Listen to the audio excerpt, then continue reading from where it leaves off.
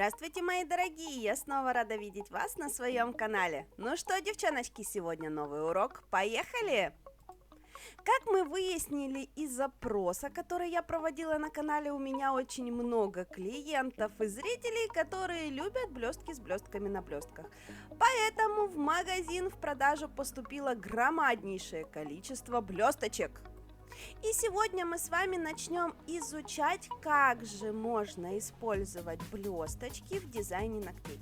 Итак, первое, что можно делать блесточками, это, конечно же, всякие разные присыпки. Техника присыпания блесток в сырой материал стара как мир. В данном случае что нам необходимо? Нам необходимо сделать подмалевочек, не просушивать его и на него в мокром виде насыпать глиттер. Кстати, блестки и глиттер это одно и то же. Производители предлагают нам блестки нескольких размеров, от самых маленьких до очень-очень крупненьких. В магазин я выбирала специально размер блесточек, тот, который я использую в курсах в первую очередь, и тот, который самый-самый мелкий, для того, чтобы он в технике присыпушки не разрывал тонкую линию. Потому что чем больше частица блесточки, которую вы присыпаете, тем толще будет казаться ваша тонкая линия после того, как вы ее просушите. Поэтому, как я и сказала, я выбрала самые мелкие блестящие частицы, для того, чтобы не изменялась ширина моей прорисовки. Следующий нюанс. На что же сыпать блесточки? Как мы понимаем, блестки мы сыпем на непросушенный материал. Потому что именно в непросушенный гель блестки втыкаются своими уголочками, в разные стороны вытарчивают, получается так называемый сахарный эффект, и при этом они замечательно там держатся от коррекции до коррекции. Но, к сожалению, не у всех мастеров все так гладко проходит. Какие же здесь существуют нюансы? Как вы видите, первый типсик я нарисовала гелевой красочкой. Так вот, гелевая краска более плотная, в нее блестки втыкаются хуже, чем в гель-лак. Именно из-за ее консистенции, то есть более густая консистенция, не дает так легко пропитываться блесткам. Соответственно, в гель-краске блесток будет намного меньше, и при носке они могут слегка обтереться. Почему? Потому что гелевая краска еще и очень плотная, ей довольно-таки проблематично в толстый слой просохнуть самой по себе. А когда мы насыпаем туда еще и дополнительно блесточек, соответственно, мы ухудшаем просыхание данного материала. И здесь нужно очень и очень сильно внимательно следить за тем, чтобы это все у вас высохло. Потому что если не высохнет, то, конечно же, отколются и блестки, и вместе с краской. Поэтому, если вы делаете эффект присыпушек на красочку, я рекомендую перекрывать его финишным покрытием, потому что тогда мы зафиксируем дополнительно блестки, и они от нас никуда не убегут. Поскольку величина блесточки у нас минимальная, толщина слоя финиша для того, чтобы их выровнять, получается тоже минимальной, и у нас получается такой себе мини-аквариум, то есть в толстом слое финиша у нас разными уголочками вытарчивают блестки. А вот второй типсик мы с вами рисуем при помощи гель-лака. Итак, получается, блестки у нас проникают глубже в материал. Сам по себе материал у нас лучше сохнет, потому что в нем меньше пигмента, чем в гель-краске. И получается, что наши блестки имеют большую площадь сцепления с материалом, чем в гель-краске. И вот такие дизайны можно финишем сверху не перекрывать. Конечно же, некоторое количество глиттерных частиц у нас все равно может в процессе носки отвалиться, потому что где-то какие-то частички мало зацепились за материал. Но, тем не менее, основная масса все-таки сохранится на ноготках и относится замечательно от коррекции до коррекции. Но обязательно хорошо просушить гель-лак. В данном случае время просушки лучше увеличить в 2 раза. То есть, если вы обычно сушите гель-лак минутку, то здесь лучше увеличить до 2 минут, потому что все равно глиттерные частицы препятствуют проникновению УФ-излучения и просушиванию материала. Если же вы плохо просушили материал, то у вас отвалятся не блестки, у вас отвалится сам материал с поверхности ваших ногтей.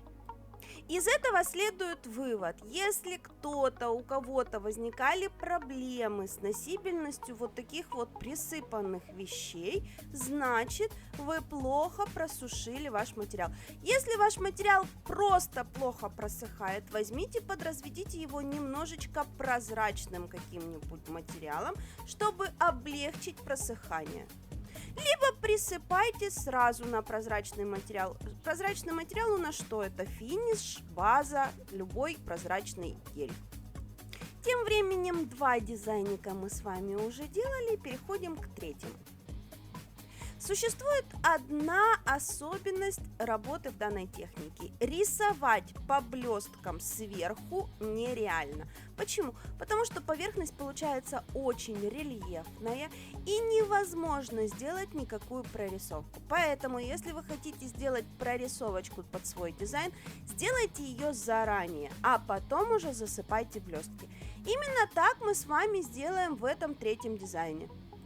На самом деле все дизайны, представленные в этом ролике, элементарно простые. Ну вот проще просто не придумаешь. Вы же понимаете, что даже те люди, которые никогда в глаза кисточку не видели, могут взять и это нарисовать. Здесь не нужно следить за толщиной линии. Здесь вообще ни за чем следить не нужно. Здесь нужно просто насыпать блесточек. Но тем не менее у клиентов такие дизайны будут вполне себе востребованы, потому что, во-первых, вот эта шершавая поверхность, она очень интересно ощущается под пальцем, и люди, которые склонны к кинетичности, то есть которые любят щупать, что у них находится на ногтях, они будут просто в восторге от данной техники. Но при этом есть люди, которые не любят, когда у них на ногтях что-то выступает, они, конечно же, это могут скушать.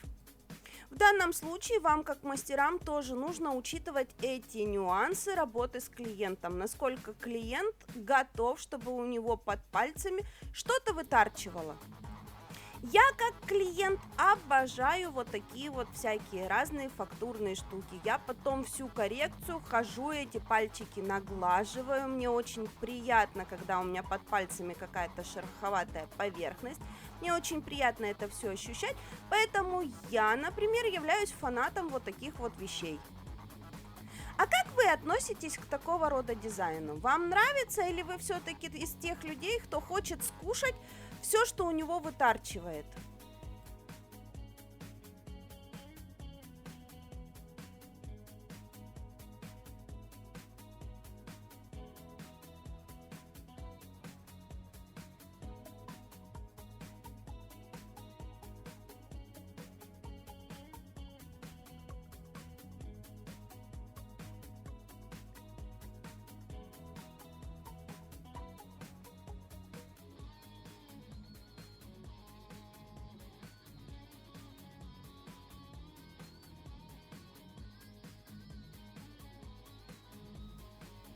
А теперь последний дизайн на сегодня. Красивая радужная абстракция. Рисуем сначала одни элементы, засыпаем их одними блесточками, просушиваем, а потом рисуем вторые элементы, засыпаем их блесточками другого цвета и тоже просушиваем. Напоминаю, что в данной технике глиттер мы сыпем только в непросушенный материал. Если кто-то меня не понимает, глиттер и блесточки это одно и то же. И иногда у мастеров возникает проблема, как же отличить глиттер от пигмента. Потому что в данном случае частичка у блесток такая же мелкая, как у крупного пигмента. Поэтому довольно сложно их между собой различить. Что мы делаем? Мы берем немножечко глиттерного материала и растираем между пальцами. Если при этом мы ощущаем, как перекатываются частички песка, то есть мы чувствуем каждую частичку на ощупь, то это именно блестки. Если же мы при этом частички не чувствуем, они очень мягкие и втираются в кожу, то это пигмент или, как это сейчас называется, втирка.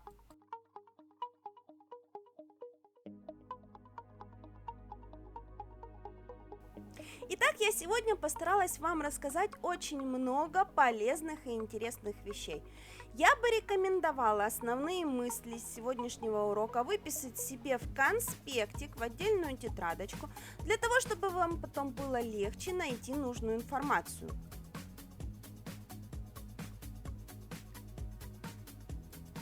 Потому что, как бы там ни было, эта техника стара как мир, ее уже давно используют, но тем не менее она никогда не выйдет из моды, потому что это действительно очень красиво смотрится. К сожалению, как обычно, камера отказывается передавать все великолепие блеска, но поверьте мне на слово, вживую это смотрится просто потрясающе. Не забудьте поставить лайк этому ролику, поделитесь им в соцсетях со своей аудиторией. Я же на сегодня с вами прощаюсь. Всем до новых встреч. Пока!